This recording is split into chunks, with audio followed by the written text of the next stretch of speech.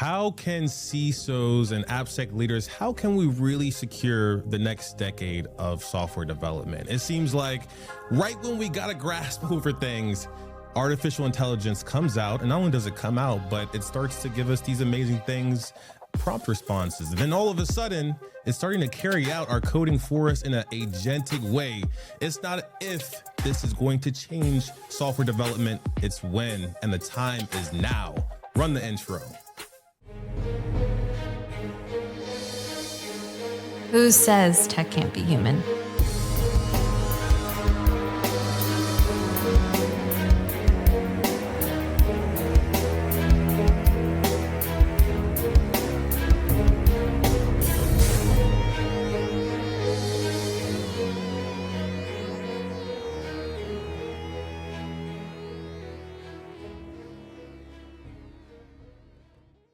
What's going on, Hacker Valley fam? Welcome back to the show.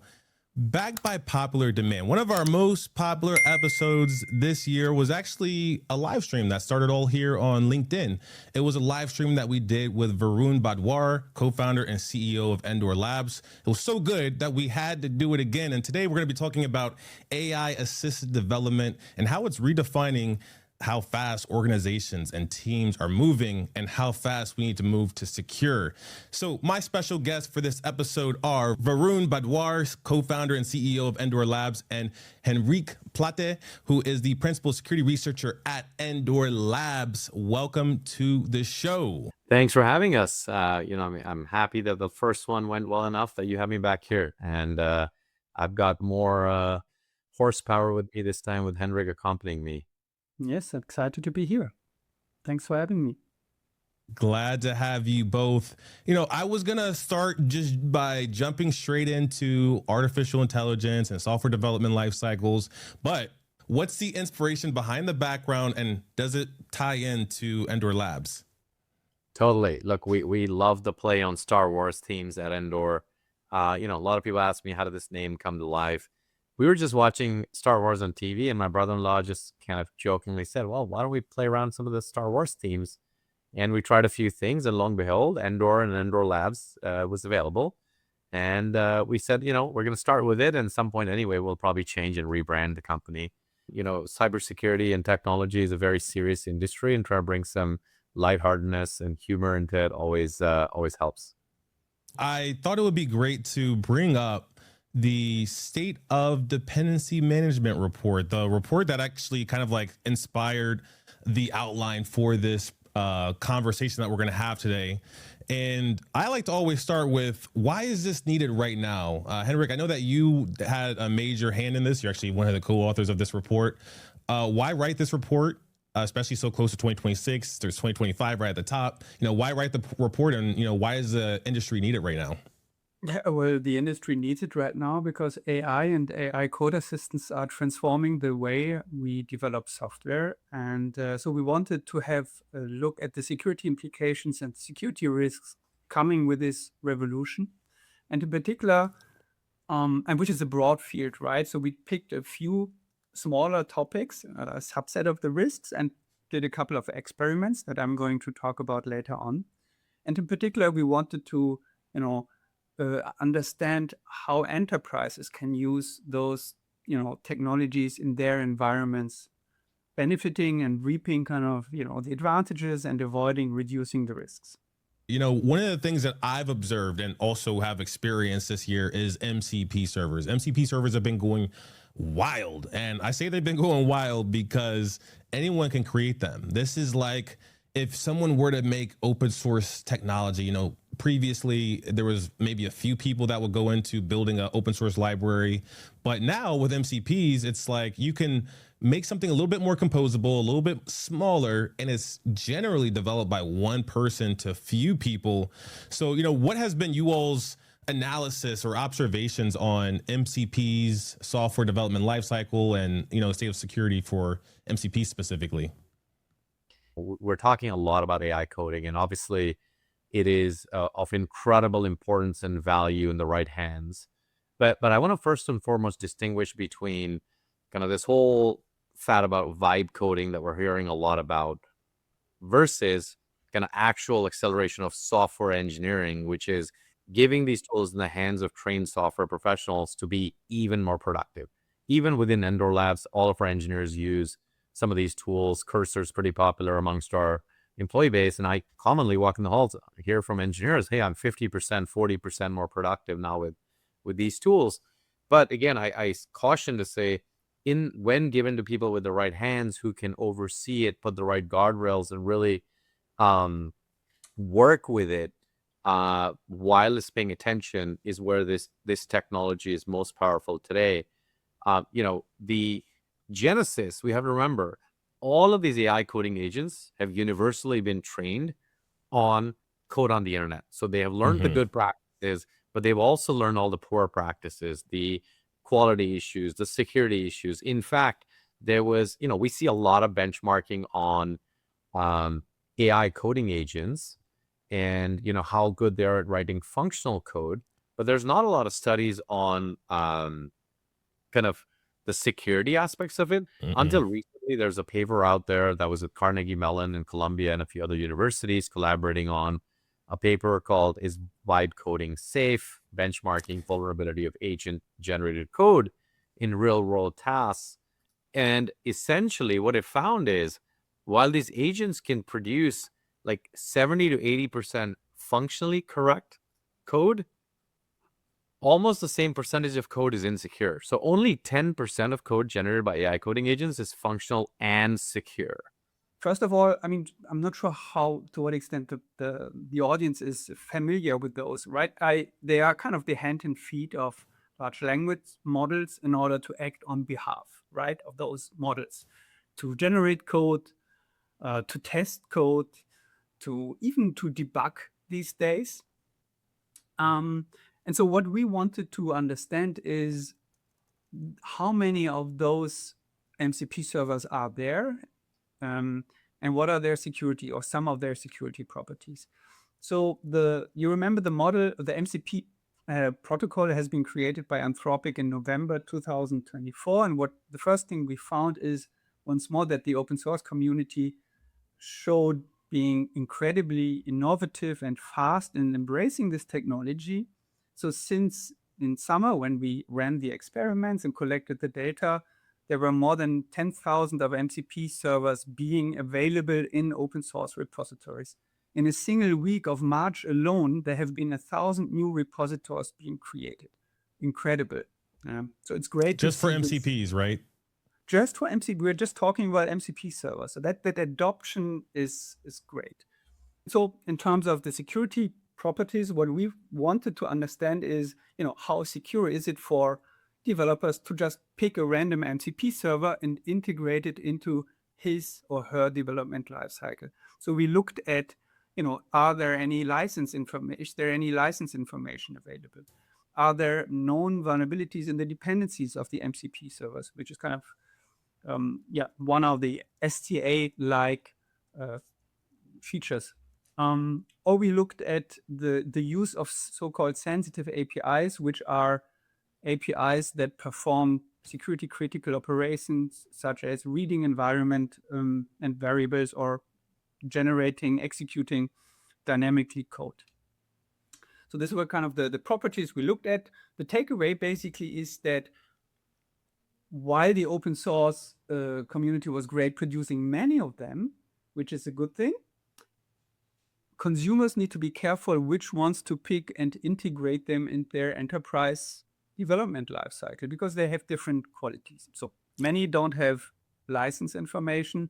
A lot of them use the security sensitive APIs, which requires the developers to put security controls into place in order to not have all kind of injection attacks. Depending on the programming language the MCP server is developed in, they have up to 5 known vulnerable dependencies. So just some example numbers from the experiments we run on those. I wanted to ask you both a very direct question. Can you trust the MCPs? Is it 50% yes, 51% yes, or 49% yes?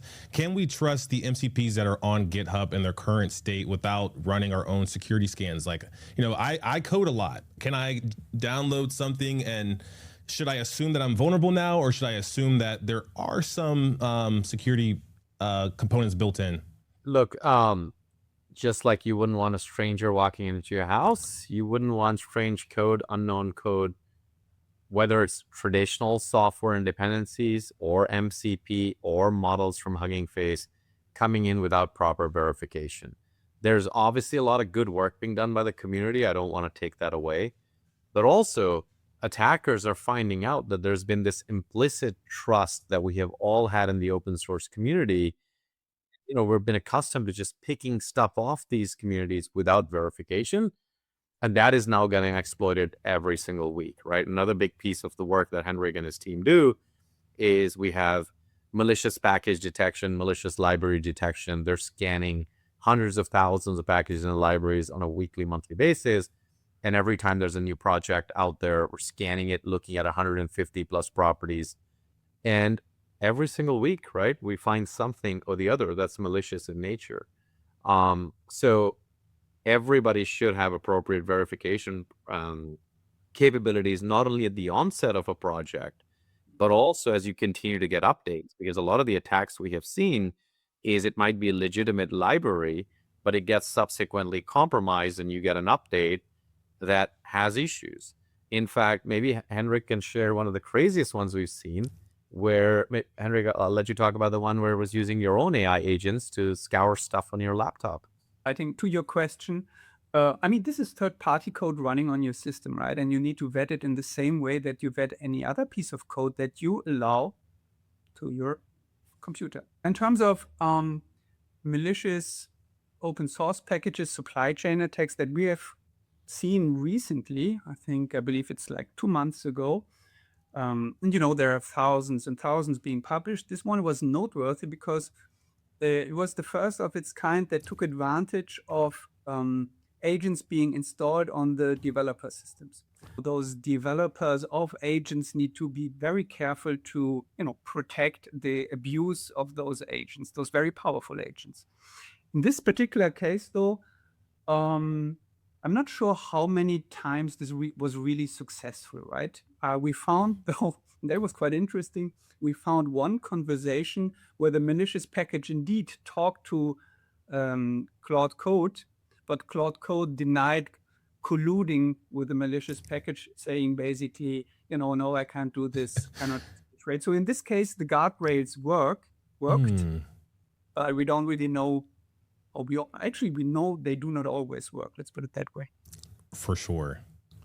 Wow, that is really cool from like a hacker standpoint to inject just a prompt into someone's system. Like maybe you've already compromised them and you know that they have agents running, and you could just pull down and interact with other applications that you normally wouldn't have access to as well. And I could see like even especially looking at all the people that use Claude Code, there's a hooking system built into Claude Code. I feel like there's a lot of opportunity that we have when it comes to the agents deploying their own guardrails, but our guardrails on top of them. Is that something that you all are seeing? Are you seeing that, one of the strategies is implementing guardrails through prompts, or do you need more security controls? How does Endor, tackle this beast of AI software development lifecycle? As I said earlier, even if you have 60-70% of the code functionally correct, only about 80+% of it is insecure. The fundamental problem is, one, the agents are trained on all of the code on open source. So they're seeing the good practices, but they're also seeing kind of the poor practices. And they don't know how to distinguish between that. So a lot of the code they're producing has those same problems that exist. The second thing is the delay between when these models have last got training data and refreshed, and the fact that every day we find new vulnerabilities in software. And so we find things like it's continuously giving suggestions of packages to use and dependencies to use from the internet that are known vulnerable, but you don't have that understanding. So what does kind of a good control framework look like to kind of still use these tools, which we think are incredibly useful, but have the right guardrails in place? So first and foremost, we think even doing security at a PR level is too late. You have to be in the developer workflow in the IDE, and not only traditionally following the old-fashioned way of find security problems, log a ticket, let a human fix it, But really, how you build a security co-pilot that has all of that security knowledge and awareness to be able to hold the coding assistant accountable and essentially help it to produce more secure software by default. So how do you bring the fact that the 80% of the code is insecure down to near zero? And we have built architectures that allow you to do that at Endor Labs, where essentially we will plug into Cursor, into Copilot, into Augment, into whatever your favorite tool of choice is. And the best capability we have there is informing the agent where they're making coding errors from a security perspective, and more importantly, giving them the guidance on how to fix it. Because what we find is if you don't give it very directed information on how to fix, it churns, and it kind of burns a bunch of tokens and doesn't end up doing the right thing anyway, or it causes more problems. I have to jump in for a second and share some details about our sponsor for this episode, Endor Labs. At Endor Labs, they know that fixing is even more important than finding. Endor Labs uses program analysis to create a simulation of your entire application at the time of build. This means you can see all of your remediation options in one screen, and you know what will break if you do make that upgrade. Sometimes upgrading is too hard or too dangerous. In that case, you can use Endor Labs backported security patches that has been tested and maintained just for you. Finally, you can refactor code at your own schedule. You can learn more by visiting endorlabs.com and let them know that Hacker Valley sent you. Thank you, Endor Labs, for sponsoring this episode. I'm interested to know, how would someone go about scanning or discovering these security flaws if they vibe coded the app? The AI agent could have written thousands of lines of code. I think, especially when we look at speed of organizations, it's not really feasible to go back and audit it by hand and then have someone else audit it by hand. Like, does trying to automate the review process, is that what also burns us? Or is there a way that we could intelligently go about asking an AI agent to do a security review? We think while AI and the foundational models are getting better at coding, we think there's an opportunity to leverage them with the right context and the right data to actually allow these models to be trained to be security experts as well. Now, you can't just take, you could take a generic model and ask it to do a security review. It'll probably do a reasonable job, but it'll be high false positives, high false negatives, which is typically the problem you try to solve in security. And I always caution people, it's great. You could build AI demos in 30 minutes to an hour these days, but trying to productionize this, especially with security where determinism does become important to some degree. Reliability is critical, right? You want to reduce false positives and false negatives. And so, we have certainly here at Endor invested a lot of time and capital, and we have incredibly smart people that are working on actually training and specifically building capabilities where AI agents can be used to do security code reviews. But essentially, we still believe the world generally needs humans in the loop. And so what it does is it will significantly reduce the burden of work for the human, such that even with 10 times more code, you can do the work with the same amount of humans. That's kind of our goal and objective today.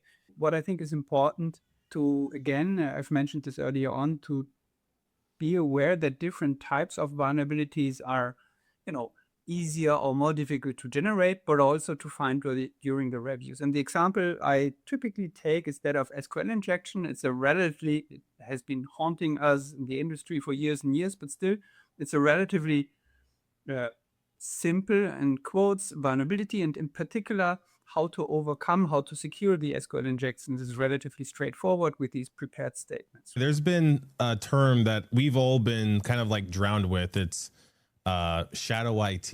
And, there's a few years ago, SaaS companies started to say shadow SaaS, but now there's like this shadow tech where it's not even IT or stuff that you're buying, but it's like shadow security debt. So what are you all's outlook on, that being introduced to organizations, and how do we, manage the fact that there are people doing a lot of AI development when it comes to like software development? Yeah, I call this a shadow engineering problem, right? It's not an IT, but it is all the things that are used in your SDLC to create software. And, some examples of that is Most customers we talk to don't even know what models their teams are pulling down from Hugging Face. I mean, it's incredible to see. By the way, Ron, like Hugging Face has 2 million plus models now and growing rapidly. Like that's GitHub for models. How do I even figure out what models are my teams using? Are they reliable? Are they trustworthy? What are the agents my teams are using for coding? What are the MCP servers that are integrated on the client? Like when we thought about securing our software, I can't even say it traditionally, even like 2 years ago, we thought about the CI/CD pipeline being the place that you wanted visibility and instrumentation into. But a lot of that is now shifting into the developer workstation and will soon be agent containers or whatever they end up being, but autonomous agents that produce your software. The other thing we think is, again, trying to figure out how do you instrument the AI coding agents in the future to know what are those coding agents doing themselves, right? Like there's interesting architectures now. Cursor and Anthropic both have something called hooks, which essentially allow you to get observability into the agents and the agents' interaction with other agents and MCP servers. And I think it will become an important architecture to tap into and get more visibility into as well. In my eyes, hooks are the most important thing that a software developer or someone that's even just trusting an agent should be leaning on right now. Hooks can save you. They could also ruin, your processes, kind of like GitHub hooks. It feels like every time that I've committed on a repository that has GitHub hooks, it's like I can't ever actually get anything committed, but it might be, for the best. There's a lot that I would need to learn before I just jump right into being part of a software development lifecycle. And I look at, AI agents the same. Before we give them carte blanche access to everything, if we had a great hooking system, I think it would make companies, people feel a lot better with allowing them to take on action after action after action without so much human intervention. Yep. Yeah, totally. But look, we're talking a lot about AI as a scary thing. I want to kind of come back to the meta point being we have to embrace it. I don't want people to take away from here an excuse to say, I heard these two crazy guys on a podcast and get about how scary it is, so we shouldn't do it. I don't think that mindset will work. You have to adopt coding agents. They have a net advantage to productivity in your teams. But as we think about productivity drivers in an SDLC, in an engineering organization, also remember, security has been one of the biggest taxes that you apply to development organizations. And, one of my favorite quotes from Jen Easterly, the former director of CISA, is that cybersecurity as an entire industry is a software quality problem. If you think about it for a moment, why do we have firewalls? Why do we have endpoint protection? Why do we need cloud runtime security and other sensors? Because generally, the software we ship is full of compromises, security weaknesses that eventually people will exploit. And you want to be in the path of at least being able to detect and respond to when those incidents happen. And the reason for that is the cost of shipping secure software is generally very high. So most companies shipping software will take the shorter cut of shipping with velocity, compromising on security because the cost is too high to do both. And we fundamentally believe that AI coding agents also present yet another opportunity for us to just bring that cost of remediation down. Because as I said, if you give these agents the right context in the right place, they can actually address a lot of the security issues for them. I had a customer who was trying our MCP server, and it was an engineering organization. One of the most exciting things they came back to me and said is, whoa, like 90% of the things that you guys were flagging, giving the guidance to the agents to fix, it was just fixing for me. So no longer do I have to go sit on this backlog for 6 months, a year, 18 months. But if I surface the right context at the right time to a smart enough agent, it can actually help you fix vulnerabilities much faster as well. And so I think I want to focus also on the upside case, not the bear case only here as well. A mental picture that I like a lot in this context is this shift left philosophy, right? We have been talking about this for so long, and in my mind, you cannot shift the security controls any further left if you integrate it at the time the code is conceived. And while it is conceived, you check for vulnerabilities, for vulnerable dependencies, and so forth. So indeed, it's an opportunity. So it was either trust the AI agent or get a Neuralink so it's as far left as possible. Nice. I gotta ask, because I totally agree with you that this is a lot of opportunity that's been presented. It's been, a lot of opportunity even for myself. And I'm not necessarily a practicing security architect anymore, but I'm able to still, have the time to build prototypes for myself and also show them off. What was the first time that you all thought, wow, this AI technology is actually going to work? What was the experience that you had, and when was it? I'm more of the pestering everybody in engineering to say like, hey, like, did you figure it out? Did something work? Did something work? And you're right, Ron? Like a year ago, we were kind of more skeptical about like, look, how fast is it going to get good enough? Because as a software company selling a cybersecurity product, we can't make mistakes, right? Like the stakes are too high. And so for me, it was always that question of when is it going to be good enough?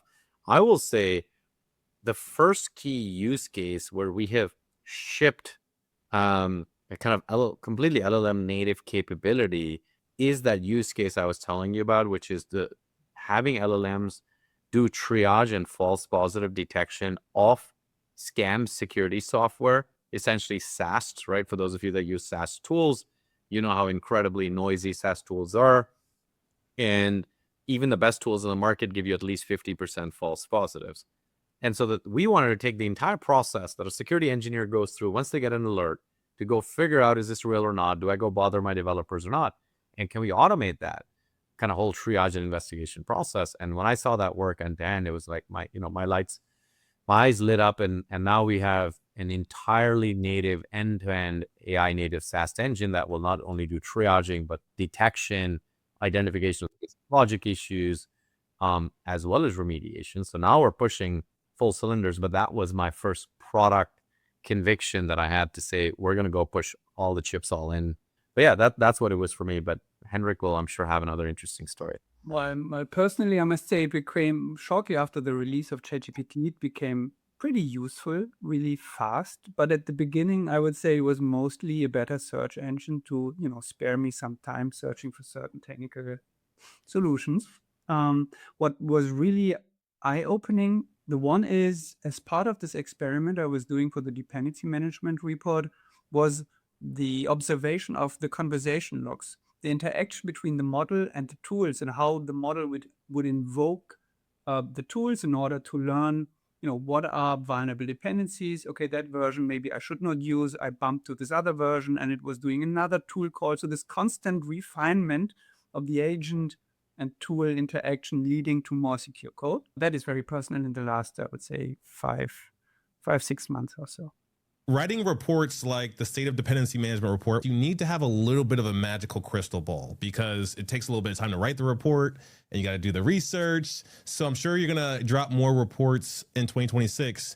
If you had to get your magical crystal ball out and kind of like make a prediction on what is the state of software development and AI going to be in 2026, what will your prediction be? Let's start with you, Henrik. I think right now we still have the human a lot in the loop. I think we will need not wait for so long in order to have agents address solutions much more independently. Just starting off of Jira tickets or GitHub issues or so, trying to solve them autonomously, and then only presenting something at the very end to a human, reviewing it or so. So kind of the human presenting a problem and describing a problem or prompting something, that will, I guess, go away, and the agents will discover and solve issues more autonomously. But then, the crystal ball predictions are always difficult, obviously. Sometimes there's a little like cloud or fog in there, right? No. What about you, Varun? Yeah, look, I think Henrik's spot on. I think you're going to be able to, as engineers, take longer lunches, go away, and come back. By the time you come back, you'll have things built out for you. I think the more important thing, though, will be how do you solve the paved roads problem? I was reading a good paper which says the organizations that have had mature engineering practices, really strong test harnesses, quality processes that are highly automated, security processes that are highly automated, will reap the rewards of this really early. I think organizations that have immature engineering processes will struggle because, you know, you're going to be running hard and fast, but you're going to be kind of just looking around and not making forward progress, because a lot of this is as good as kind of the paved roads you create for these AI agents to be successful and not cause catastrophic failures around you. But I also believe we will see more incidents, again, whether security, quality, reliability, downtime, but we will start seeing more incidents because as people let these things loose, they're not perfect. And, you know, they will come back to haunt us, but we're going to learn and get better with it, right? It's like cloud. That we, you know, we made mistakes, we learned, we automated, we iterated. It's just happening a lot faster. So I think that's what I expect to see. I also expect that the naysayers are going to be kind of pushed to the side. And, you know, this is happening, unfortunately, whether you like it or not. And, you know, we all have to brace for impact and hopefully have a very successful outcome with AI SDLC. It's always very scary when something or someone starts to you know, kind of get into your own lane. You know, I'm sure like it's a very confusing time for developers. I'm sure last year was a very confusing time for executive assistants because everybody was using a lot of tools for summarization. But at the end of the day, I think that all of this technology, it's all about how you use it. Everything has a use case. If we know what our use cases are, then you're going to be able to plug people in where they need to be plugged in, and then also plug the technology in where the technology is going to help accelerate you and lift you up.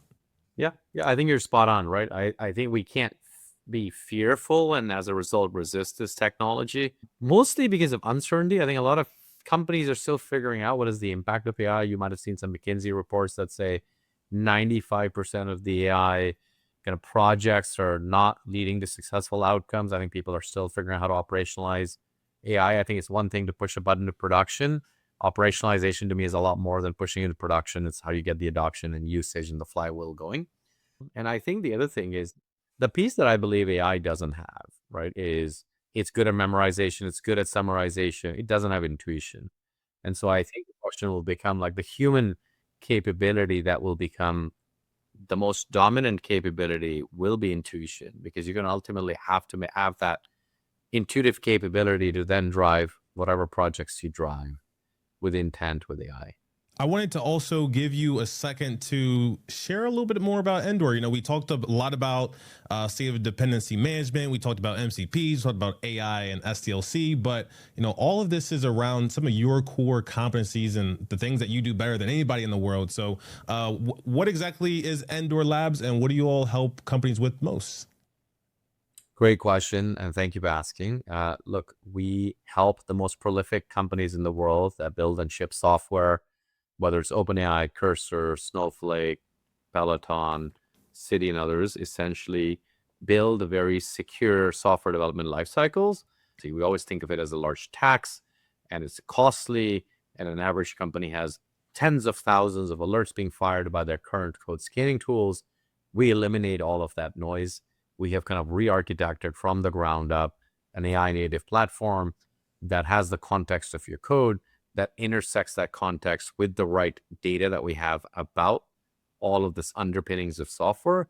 And we basically give our customers three main things. One, you can significantly reduce, typically by 90 to 92%, the volume of alerts being fired off with your code scanning tool. The second thing is we accelerate remediation. So we have particular context that allows developers to actually upgrade their software to be more secure and compliant much faster. And the third thing we do is really help organizations embrace AI native software development, coding agents, and other things by integrating security at the right places through our MCP integrations, where the output of the coding agent is just more secure software. It's transparent to the human, really working with the agents to make them better. Amazing. Well, I'm wishing you all the best. I'm a big fan. If you haven't done so already, you got to check out Endor Labs. You got to stay connected with Varun and both Henrik. Be sure to connect with them both on LinkedIn and be sure to follow their company page on LinkedIn and visit endorlabs.com. Varun, Henrik, I wanted to thank you again for taking some time out of your busy day to jump on the mics with us and also the audience as well. And with that, we will see everyone next time.